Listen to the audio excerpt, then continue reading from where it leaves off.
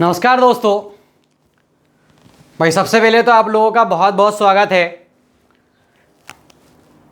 और अभी तक भाई कोई ऐसा नया व्यक्ति इसने चैनल को सब्सक्राइब नहीं किया है तो वो सब्सक्राइब कर लें और बेल आइकन को ज़रूर प्रेस कर दें ताकि हमारी जितनी भी वीडियो आए वो आप तक पहुंच जाएं, आप तक नोटिफिकेशन पहुंच जाए। इसलिए चैनल को सब्सक्राइब जरूर करें भाई, ठीक है। और आज से भाई विज्ञान के अंतर्गत एक नया विषय पढ़ाने जा रहा हूं मैं।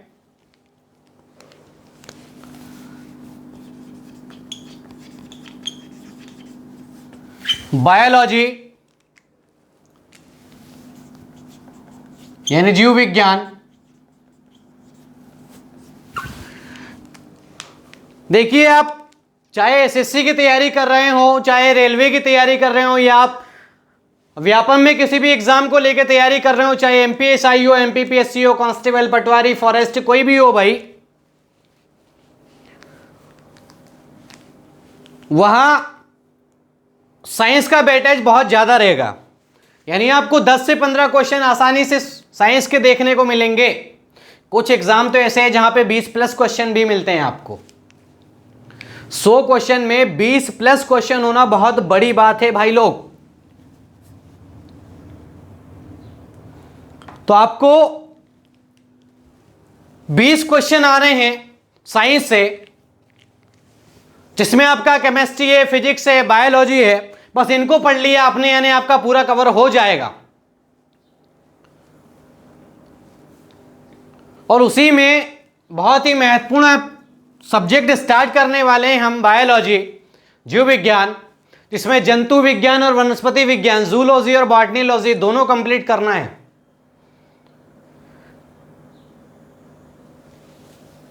परीक्षा के दृष्टिकोण से भी बहुत इंपॉर्टेंट है आपका। यहां से क्वेश्चन आते ही हैं, चाहे आप किसी भी सिस्टम को ले लो, ह्यूमन सिस्टम की बात करूं मैं, वहां से भी आपको क्वेश्चन देखने को मिल जाएगा। और एक बार आप इसको ध्यान से पढ़ो, ना तो आपको किसी एनसीईआरटी बुक की जरूरत पड़ेगी, ना ही कोई अदर बुक की जरूरत पड़ेगी। आपको सारा के सारा पूरा डेटा आपको यहीं मिल जाएगा और पूरा व्यवस्थित तरीके से अपनी लैंग्वेज में पढ़ेंगे भाई। साइंस की भाषा में नहीं पढ़ना है हमको, एकदम अपनी भाषा में पढ़ना है। और ऐसा पढ़ना है कि दोबारा पढ़ने की जरूरत नहीं पड़े। नहीं तो साइंस तो आपने 9वीं 10वीं में भी बहुत पढ़ा है, लेकिन उसके बाद भी आज यहां हमको साइंस दोबारा पढ़ना पड़ रहा है। इसका मतलब यह है कि व्यवस्थित कभी नहीं पढ़ा हमने। तो एक बार पढ़ो भाई, पूरे मन से, पूरे दिल से, पूरी मेहनत के साथ पूरा एफर्ट लगा दो आप, ताकि दोबारा आपको पढ़ना नहीं पड़े। आया भाई समझ में? और किसी भी प्रकार का कोई डाउट हो, कोई समस्या हो, तो बेशक आप कमेंट करके पूछिए, आपको जवाब दिया जाएगा। चाहे किसी एग्जाम को लेके समस्या हो, वो भी आप पूछिए, बिल्कुल आपको जवाब दिया जाएगा। ठीक है भाई, चलिए ज्यादा बातें ना करके स्टार्ट करेंगे पढ़ना भाई आपका बायोलॉजी यानी जीव विज्ञान।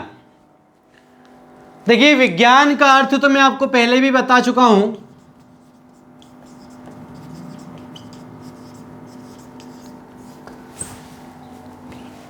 विशेष अध्ययन करना।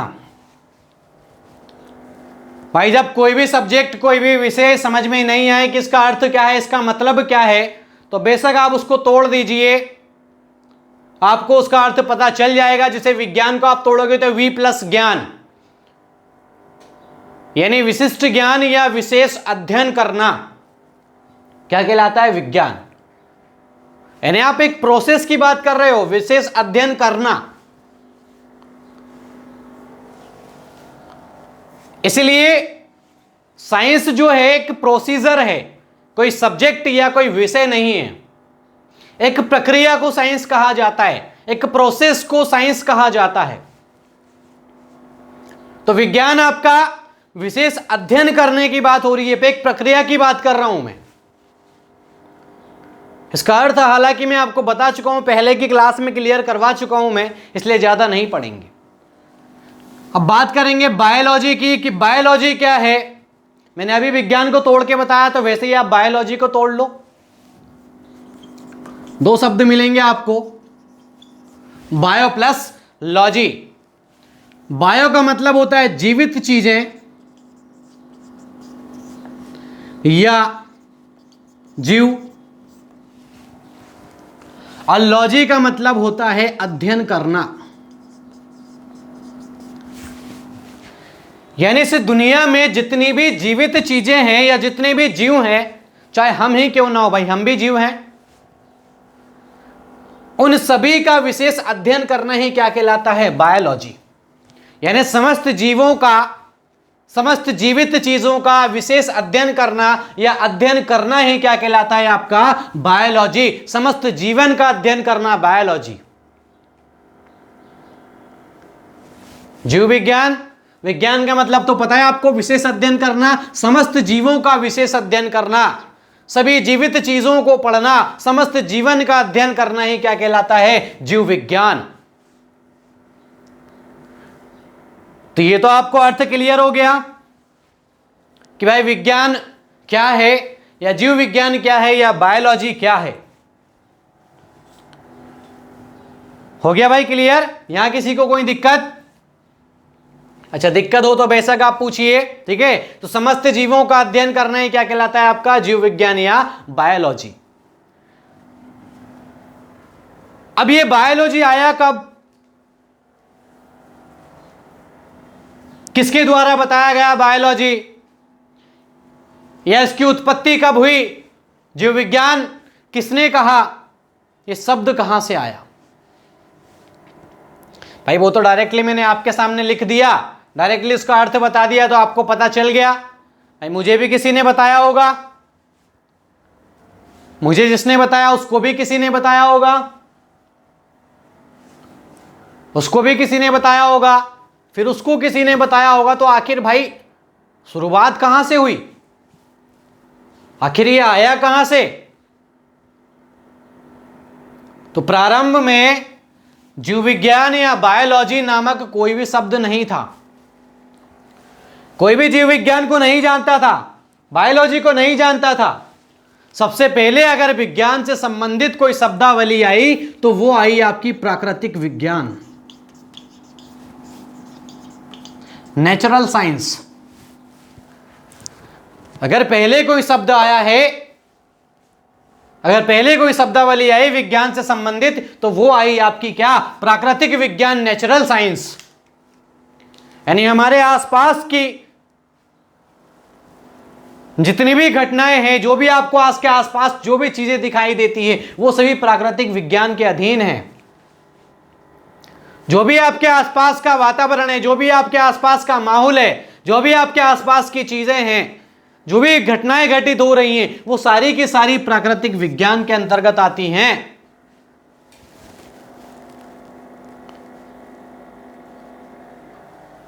लेकिन सभी चीजों का अध्ययन एक साथ करना तो संभव नहीं है भाई। अगर आपके साथ गणित, आपके पास विज्ञान, आपके पास हिंदी, आपके पास सामाजिक विज्ञान, आपके पास इंग्लिश, इन सभी को मिला दिया जाए, एक साथ मिला दिया जाए और बोल दिया जाए पढ़ो, क्या आप पढ़ लोगे? नहीं पढ़ सकते। पूरा की पूरा डेटा खिचड़ी बन जाएगा आपके दिमाग में, समझ में नहीं आएगा कहां से पढ़ें या किसको पढ़ें। बहुत सारी समस्याएं उठ आएंगी, बहुत सारे डाउट्स माइंड में आने लगेंगे। ठीक वैसे ही प्राकृतिक विज्ञान के अंतर्गत सभी चीजों का अध्ययन करना संभव नहीं है। इसलिए इस प्राकृतिक विज्ञान से एक यूनानी दार्शनिक एरिस्टोटल या अरस्तु बोलो आप उसको, अरस्तु तो आपने सुना होगा, उसको यूनानी या यूनान में एरिस्टोटल बोलते हैं भाई, यूनानी दार्शनिक हैं। दार्शनिक का मतलब अपने मन में उठे सवालात का जवाब खुद के द्वारा दिया जाना। यानी अपने मन में अगर कोई समस्याएं उठी, आपके दिमाग में अगर कोई प्रश्न आया, और उस प्रश्न का उत्तर स्वयं आपने खुद ने दिया है तो आप दार्शनिक हो। यानी अपने मन में उठे, अपने दिमाग में उठे प्रश्न का उत्तर स्वयं के द्वारा दिया जाने वाला क्या कहलाता है? दार्शनिक। ठीक वैसे ही आपके यूनान के दार्शनिक थे एरिस्टोटल, अरस्तु, जिन्होंने सबसे पहले प्राकृतिक विज्ञान से अलग किया जीव विज्ञान को, बायोलॉजी को। अभी जीव विज्ञान शब्द भी नहीं आया आपका, अभी जीव विज्ञान शब्द का प्रयोग भी नहीं हुआ है। अभी प्राकृतिक विज्ञान से अलग हुआ है बायोलॉजी, और किसने किया है? आपके अरस्तु ने। इसीलिए फादर ऑफ बायोलॉजी कहलाते हैं आपके अरस्तु।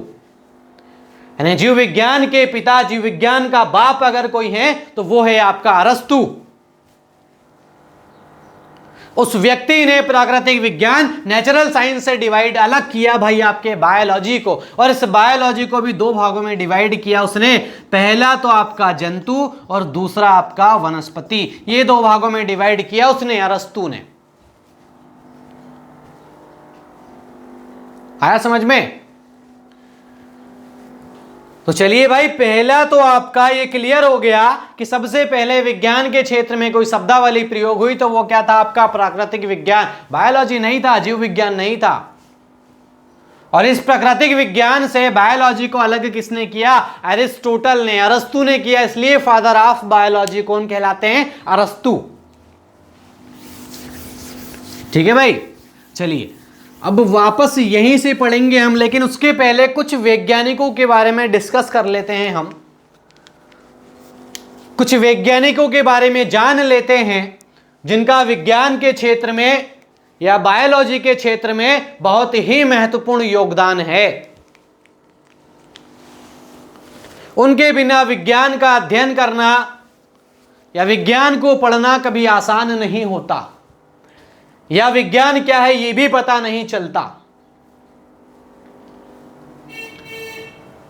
तो उन्हीं वैज्ञानिकों को थोड़ा पढ़ना है, ध्यान से आप समझते चलिएगा। सबसे पहले आपके अरस्तु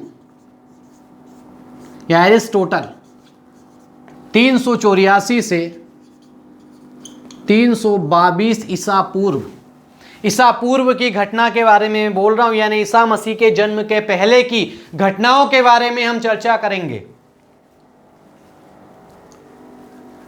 नहीं तो आप खुद सोचोगे सर 384 में अगर कोई व्यक्ति पैदा हो रहा है तो 322 में कैसे मर गया? भाई दिक्कत आ जाएगी ना। तो भाई ये ईसा पूर्व के पहले की बात कर रहा हूं मैं, यानी 384 से आगे बढ़ते बढ़ते जाएंगे हम। एक समय आएगा 0, और 0 से फिर आगे बढ़ेंगे 1 2 3 10 सन 1000, सन 2000 और सन 2020।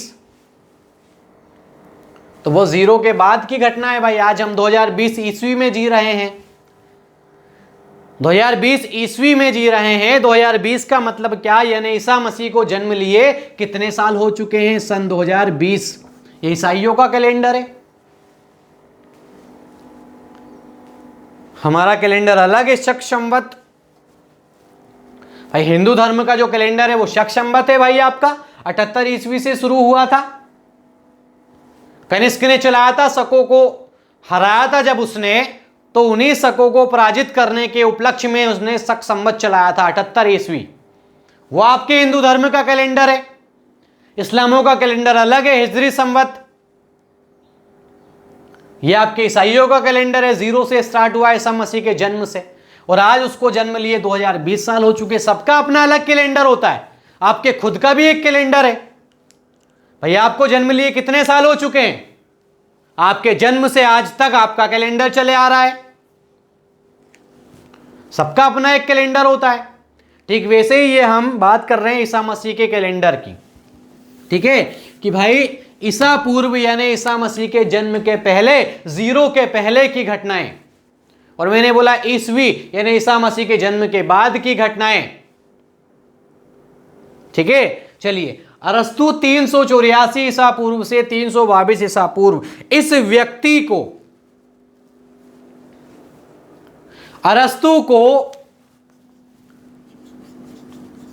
जंतु विज्ञान का जनक कहा जाता है, फादर ऑफ जूलॉजी भी कहा जाता है इसको, क्योंकि इस व्यक्ति ने सबसे पहले 500 प्रकार के जीव जंतुओं का, 500 प्रकार के जितने भी जीव हैं उनका अध्ययन किया, और ना सिर्फ अध्ययन किया, उन जीवों का वर्गीकरण भी किया अपनी पुस्तक हिस्टोरिया एनिमेलिया, ये इनकी पुस्तक का नाम है हिस्टोरिया एनिमेलिया। इसी पुस्तक में अरस्तु ने 500 प्रकार के जीव जंतुओं का वर्गीकरण किया, उन पे अध्ययन किया, उन पे शोध किया। आज आप खूब से खूब भाई 100, अधिकतम 100 जीव जंतुओं को आप पहचान सकते हैं। आपके सामने 500 प्रकार के जीव लाके रख दें, आप नहीं पहचान सकते ये जीव कौन सा है कि ये जीव कौन सा है। और वहीं अगर जंतुओं के क्षेत्र में, जीवों के क्षेत्र, जंतुओं के क्षेत्र में अगर किसी ने पढ़ना स्टार्ट किया, अध्ययन करना स्टार्ट किया, वर्गीकरण करना स्टार्ट किया, तो वो थे आपके अरस्तु। इसलिए इनको जंतु विज्ञान के जनक कहा जाता है। 500 प्रकार के जीव जंतुओं का वर्गीकरण करके रख दिया उनकी पुस्तक हिस्टोरिया प्लेनेटोरिया में, एनिमेलिया में, सॉरी। इसलिए तो इनको भाई जंतु विज्ञान के पिता कहा जाता है। और जंतुओं पर पहला लेख भी लिखा जा चुका है 5वीं शताब्दी ईसा पूर्व। 5वीं शताब्दी ईसा पूर्व जंतुओं पर पहला लेख भी लिखा जा चुका है।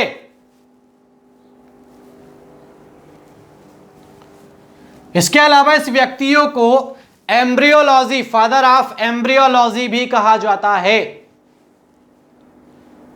एम्ब्रियोलॉजी के पिता, एम्ब्रियोलॉजी का मतलब होता है, आप भ्रूण तो जानते हो भाई, बच्चा जब उसका गर्भ में विकास होता है वो भ्रूण कहलाता है। गर्भ में पैदा होने के बाद उसको बच्चा बोलोगे आप, पहले ही बच्चा बोलने लग गए उसको।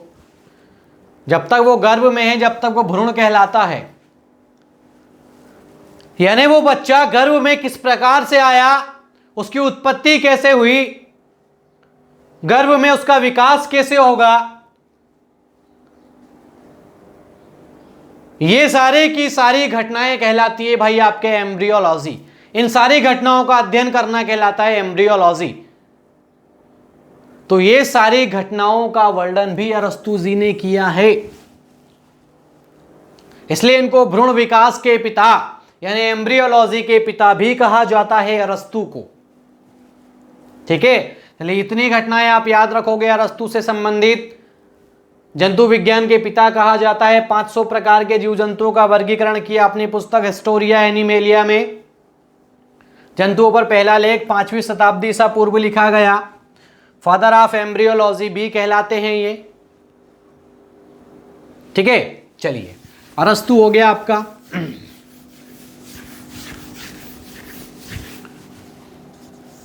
दूसरे याद रखोगे आप थियोफ्रेस्टस।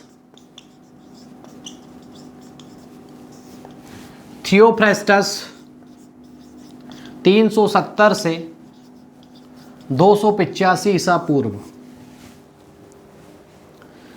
थियोफ्रेस्टस दूसरे साइंटिस्ट का नाम है, दूसरे वैज्ञानिक का नाम है। सन 370 ईस्वी ईसा पूर्व से 285 ईसा पूर्व, और इन्हें वनस्पति विज्ञान के पिता कहा जाता है।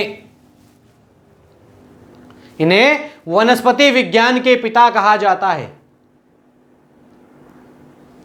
क्योंकि इन्होंने 500 प्रकार की वनस्पतियों पर अध्ययन किया है। और अध्ययन कैसे किया? सबसे पहले इन्होंने पत्तियों को एकत्रित करना प्रारंभ किया। 500 प्रकार के पेड़ पौधों से पत्तियां तोड़कर लाए और उन पत्तियों पर शोध किया, उन पत्तियों का अध्ययन किया, और वही सारा अध्ययन इन्होंने उठाकर वर्णन कर दिया अपनी पुस्तक हिस्टोरिया प्लेनेटोरिया। ये इनकी किताब का नाम है, हिस्टोरिया प्लेनेटोरिया। इस पुस्तक में इन्होंने 500 प्रकार की वनस्पतियों का वर्णन किया, 500 प्रकार की पत्तियों पर शोध किया। आज आपके सामने 500 प्रकार की पत्तियां बिछा दी जाए, नहीं पहचान पाओगे कौन से पेड़ की है कि कौन से वृक्ष की है। गुप से गुप कितनी, 10, 20, 50 से ज्यादा पेड़ को नहीं पहचान पाओगे आप। अगर कोई व्यक्ति ग्रामीण क्षेत्र से, गांव का है, तो वो मान सकते हैं कि भाई 50 से ज्यादा पेड़ को पहचान लेगा। बाकी शहरी बच्चा नहीं पहचान पाता है आज। वैसे वातावरण में वो लोग रहते ही नहीं है, उनके पास माहौल ही वैसा नहीं है। आप देखिए अधिकतम जो आपके वैज्ञानिक निकले हैं पूरी दुनिया में गांव से ही निकले हैं। भाई दिमाग का विकास वही होता है। कहते हैं ना भाई आवश्यकता ही आविष्कार की जननी है। शहरी क्षेत्र में हर चीज आपको उपलब्ध हो जाएगी, ग्रामीण क्षेत्र में नहीं मिल पाता है बच्चों को। बच्चे को जो भी करना है, खिलौना भी खेलना है तो खुद के दिमाग से वो कुछ ना कुछ बना लेगा और उससे खेलता रहेगा। वो पूरा दिमाग का विकास ही वही होगा उसका। अगर आपको बचपने से ही पूरी सुख सुविधाएं दे दी जाए तो आपका दिमाग का विकास रुक जाएगा। आप क्यों सोचोगे किसी चीज के बारे में, सारी चीजें तो आपको मिल रही है हाथ में। ग्रामीण क्षेत्र में जाके आप देखो। इसलिए मैंने बोला कि भाई अगर कोई ग्रामीण क्षेत्र का बच्चा है तो वो 50 से ज्यादा पेड़ पौधों को पहचान लेगा कि ये पेड़ है, इस पेड़ का नाम ये है, इस पेड़ का नाम ये है। तो वैसे ही आपके अरस्तु जो हैं, इन्होंने 500 प्रकार की पत्तियों को तोड़ के लाया और इन पत्तियों का अध्ययन किया और अध्ययन करके समस्त वर्णन जितना भी वर्गीकरण था वो उनकी पुस्तक में लिख दिया, हिस्टोरिया प्लेनेटोरिया। इसलिए तो भाई इनको फादर ऑफ बॉटनिलॉजी कहा जाता है, वनस्पति विज्ञान के जनक कहलाते हैं आपके थियोफ्रेस्टस। अच्छा, बॉटनी जो है ये ग्रीक भाषा के बास्किन शब्द से आया है जिसका अर्थ होता है चरना। चरना तो समझते हो ना आप सभी, चरना क्या होता है। इसका सर व्हाट इज चरना, ठीक है। तो आपका बॉटनी बास्किन शब्द से बना है ग्रीक भाषा के जिसका अर्थ होता है चरना। ठीक है भाई, चलिए इतना भी आप समझ गए। दूसरे साइंटिस्ट के बारे में बताया हमने भाई, क्या नाम है इनका, थियोफ्रेस्टस। तीसरा हिपोक्रेटस, 400 से 370 ईसा पूर्व। हिपोक्रेटस भाई, जैसे आज आपको बुखार आ जाए या हाथ पैर या आपके सर में दर्द हो या अन्य कोई बीमारी हो जाए तो आप क्या करोगे भाई, सर फोड़ लोगे। ये क्या करोगे, डॉक्टर को दिखाओगे, स्वाभाविक है, या आपके वैद्य को दिखाओगे आप, या आपका कोई घरेलू उपचार कर लोगे उसका। आपके पास मेडिसिन हैं, दवाइयां हैं आज के समय में। लेकिन क्या आपने सोचा है कि प्राचीन समय में जब दवाइयां नहीं होती थी तो उस समय जो लोग हुआ करते थे भाई, वो बीमारियों का इलाज किस प्रकार से करते थे। भाई अगर किसी को बुखार आ जाए या किसी के हाथ पैर में तकलीफ हो जाए तो वो उसका इलाज कैसे करता होगा, दवाइयां तो थी नहीं। पहली एंटीबायोटिक आपकी 1928 में बनी, अलेक्जेंडर फ्लेमिंग, पेनिसिलिन। तो उसके पहले भी तो लोग थे, उसके पहले भी तो लोग बीमार पड़ते थे, पहले भी उनको तकलीफ होती होगी, पहले भी दर्द होता होगा। तो वो लोग कवक, फफूंद, इन चीजों का उपयोग करते थे इलाज के लिए। इनसे औषधियां बनाते थे वो लोग। तो ये जो हिपोक्रेटस थे, इन्होंने मानव रोगों पर पहला लेख लिखा। आपको जो रोग होते हैं, जो बीमारियां होती हैं, उन पर पहला लेख लिखा है आपके हिपोक्रेटस ने।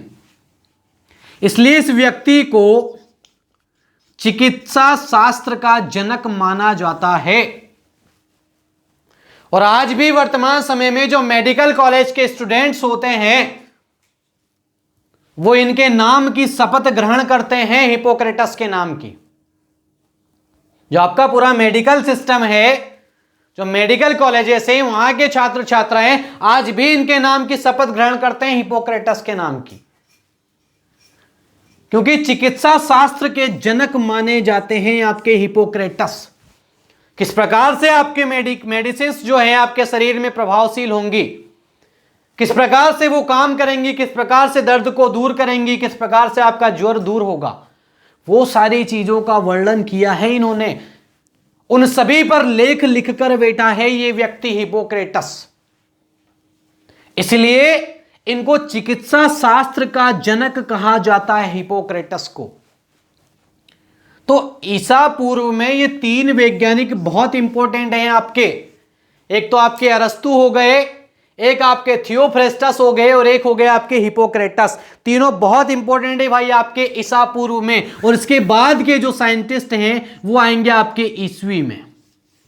आया समझ में? यानी ईसा मसीह के जन्म के बाद। तो अभी भाई आप बायोलॉजी का मतलब क्या होता है या बायोलॉजी में पढ़ना किस चीज को है, जीव विज्ञान क्या है, जीव विज्ञान का अर्थ क्या होता है, कहां से जीव विज्ञान आया, इसकी उत्पत्ति कैसे हुई, अरस्तु, थियोफ्रेस्टस और हिपोक्रेटस, ये 3 वैज्ञानिकों को आप सबसे पहले तो नोट कर लीजिए। इनके बारे में आप नोट कर लेंगे, इनको याद कर लोगे। आया समझ में? अगले वैज्ञानिक जो हैं वो हम पढ़ेंगे अगली क्लास में। ठीक है भाई।